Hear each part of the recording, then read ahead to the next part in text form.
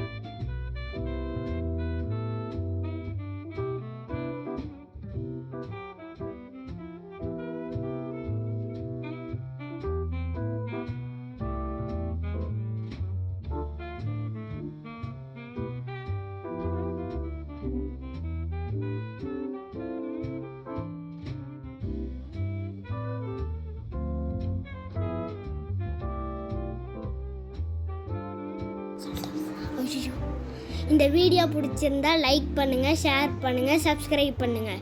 இதையும் உங்கள் வீட்டில் ட்ரை பண்ணி பாருங்கள். நெக்ஸ்ட் வீடியோவில் சந்திக்கலாம். பாய்.